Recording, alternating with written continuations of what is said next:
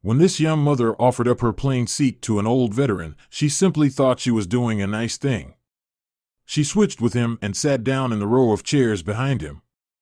But then she accidentally discovered his identity and turned pale instantly. This cannot be true.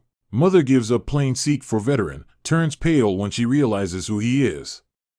Emma Bright and her daughter Rosie had been sitting in their airplane seats for almost an hour. The plane was stuck on the turf for an unknown reason, which annoyed Emma. "We're going to be glued to the ground longer than the actual flight," Emma spoke softly. But then suddenly, an old man stepped in. Immediately, Emma's irritated facial expression changed to a softer one. She figured the pilots were probably waiting for this old man to arrive. He looked ancient and was moving very slowly. But he also bore a kind smile that melted her heart a bit. But that was before she knew who he was. The old man took a seat in the row behind Emma and her daughter. Emma smiled politely and returned to cuddling her baby girl. But then she heard something. The old veteran behind her was moaning and making all kinds of noises that indicated discomfort. What was wrong with him? "Are you all right, mister?"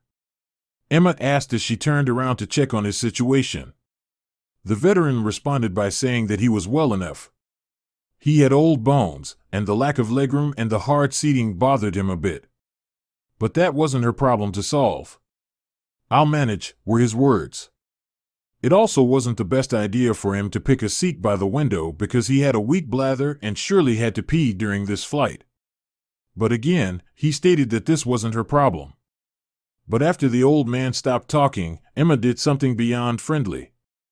She and her daughter had a seat in the front row of the plane, so no row of passengers were seated in front of them. They had legroom for days, which was nice. But she figured the old man needed it more. That's why Emma picked up her baby girl and offered to trade places. The veteran was shocked by her suggestion and was hesitant to accept, but Emma insisted. She already stood at his row, urging the man to get more comfortable in her old spot. The veteran thanked Emma kindly, but she said that there was no need, not knowing that her biggest gift was yet to come. While switching places, Emma read the lettering on the man's hat. According to the inscription, he served in not just one but 2 wars, a true hero. Emma thanked the old veteran for his services to this country before taking a seat behind him.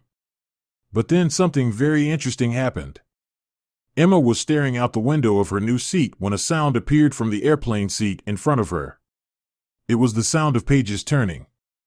The pages sounded heavy, to think for a reading book. Emma was curious at heart and chose to peek through the gap in the backrest. Emma saw how the old man was looking through a thick photo album. The pages were quite yellowed, indicating that the book was at least a couple of decades old. But the images presented on those pages were beyond beautiful. Emma saw multiple black and white photos of soldiers in the field. The young mother put 1 and 2 together and figured they must have been his wartime comrades. Emma felt a warm feeling of compassion well up in her heart. But then it screeched to a halt when she heard the veteran sob during his look-through. "Are you okay?" Emma asked. The man ensured that he was fine and continued his look-through. That was until he stopped at a very specific page. This choice made Emma turn pale instantly. The curious mother was still secretly watching along and admiring the man's album. And then she saw the picture that changed everything. Emma gasped for air out of pure shock and held a hand before her mouth to avoid further sounds. The young mother became too restless to stay seated in her new chair, so she walked to the row where the veteran was. She tapped the shoulder of the sleeping woman who sat beside him. "I'm sorry, miss. Is it all right if we switch seats? I really need to talk to this man." The woman looked at Emma's empty seat by the window and agreed. She planned on sleeping the entire flight anyway, so she didn't care. Emma was glad that she agreed and sat down next to the veteran. The veteran was confused about Emma's choice to switch back seats again, and it didn't help that the restless mother looked at him with large, googly eyes. "Can I help you, miss?" he asked as he scanned Emma's bewildered face. Emma replied by asking about the book he held. "What is this book, sir?" The man wasn't secretive about his album, so he ruffled through some pages and showed Emma the book's contents. I fought in 2 large wars for my country. The first was in 1945, when we invaded Normandy during WW2, and the second war I served was in Korea. These are pictures of those times. The man continued by telling Emma detailed stories of those times. He spoke of the battles and told Emma about his fellow soldiers, whom he viewed as his closest friends for most of his life. War creates an unbreakable bond, you know. Emma sat there quietly and listened, but that was not all. Because with every page he turned in his book, Emma's eyes widened a bit more. The old veteran thought that it was because she found his stories fascinating. And that was partially true, but the real reason was because he got closer to that specific page again. "Can I see one photo, please?" Emma asked. Emma explained the picture she had witnessed before, and the old man knew exactly which one she was referring to. He flipped through a few more pieces of parchment, and then something bizarre happened. The picture was revealed, and Emma immediately started crying softly, even hugging the old man for some reason. She wiped away a few tears and asked the veteran to tell her about the picture, which the man gladly did. During the rest of the flight, the veteran shared intimate stories about the men in that specific photo. As with every detail revealed, Emma's expression became more emotional. What was going on? After about an hour, the airplane landed, and the veteran thought that their lovely time together was over. But Emma had other plans. She asked the old man to follow her into the airport's arrival hall. There was something she needed to show him. "Please trust me." And to Emma's surprise, the old man did. Emma, her daughter, and the veteran stepped into the arrival hall together and were immediately greeted by a middle-aged man. Emma ran to him, stating that he was her father. He had come to pick her up. "Just one moment, please," Emma said to the veteran before whispering something in her father's ear. The moment Emma did this, her father had the same emotional reaction as she did on the plane. Tears filled the man's eyes as he asked the veteran about his business in their city. The veteran explained that he was asked to give a college hearing tomorrow about his experience in war. "That's why I brought my photo album, and that's why I wore my veteran's hat." Both father and daughter nodded and asked the veteran if he had a few hours to spare. They had something important they wanted to show him. "What is it?" the veteran replied, but according to Emma, it was a surprise. The veteran was hesitant. Yes, he had time to kill. But following a relative stranger to an unknown destination was not something he had planned for prior to his flight. The veteran scanned Emma's face again and saw a careful smile as she wiped away another tear. There was something trustworthy about her.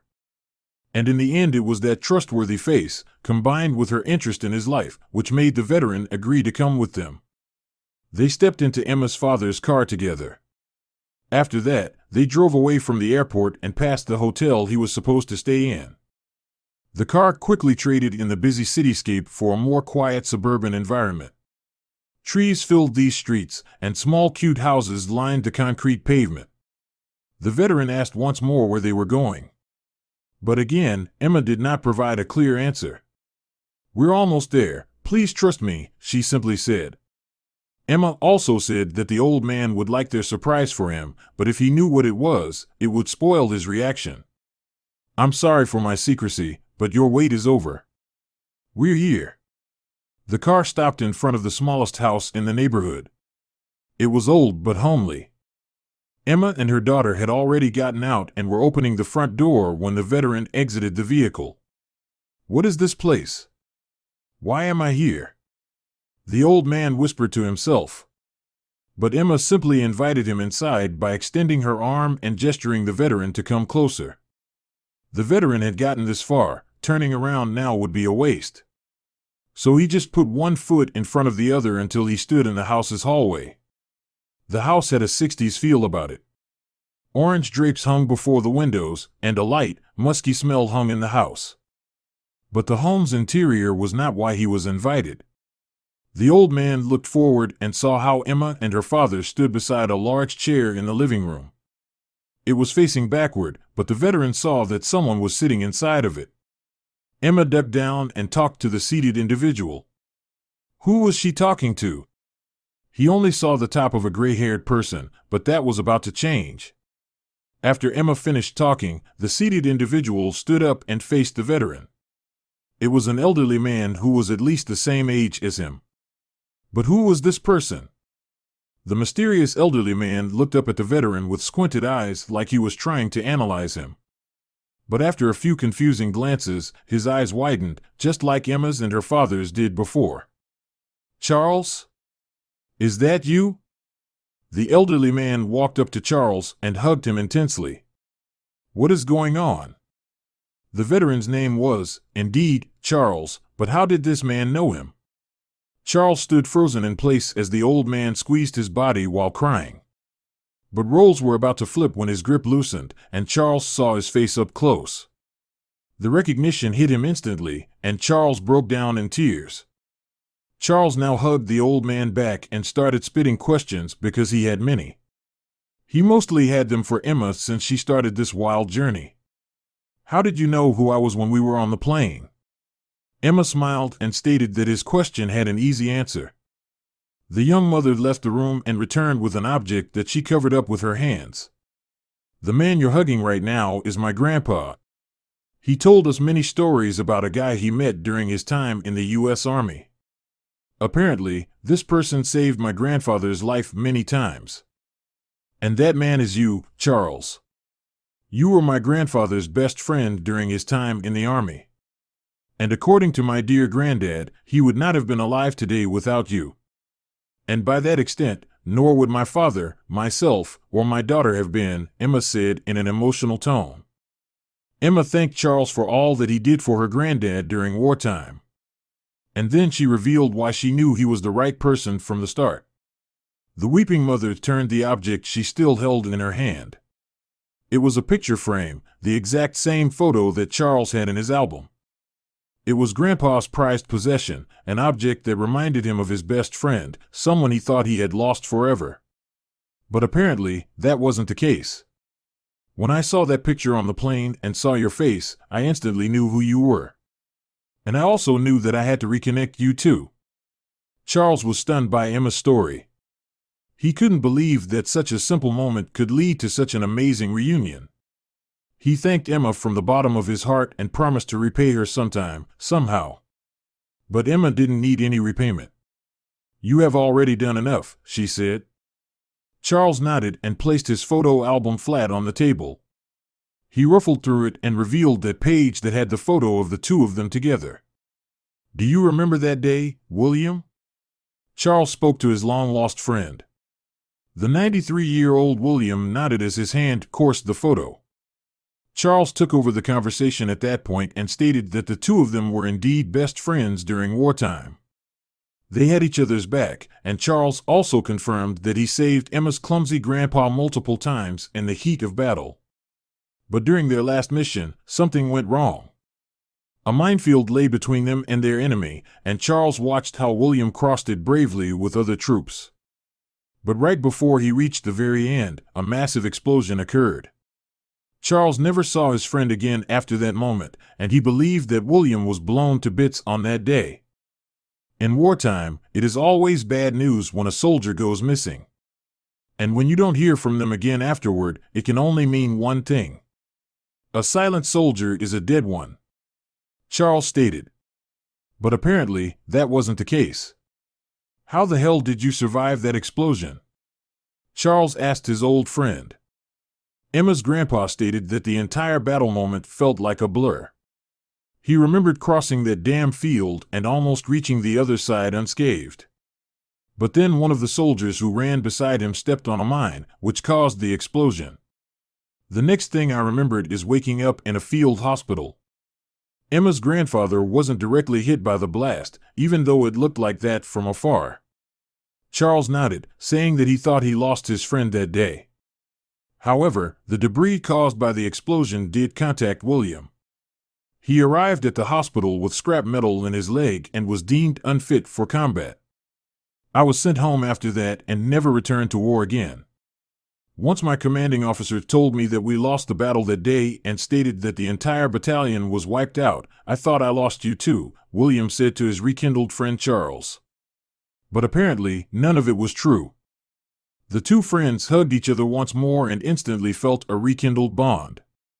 They were old men now, with an entire life's worth of stories that needed to be caught up.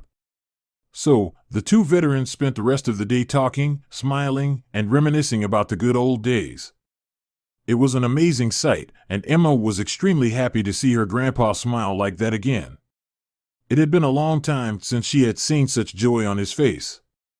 Since that moment in Williams's home, the two men had become irreplaceable once more, and they even spent Christmas together that year.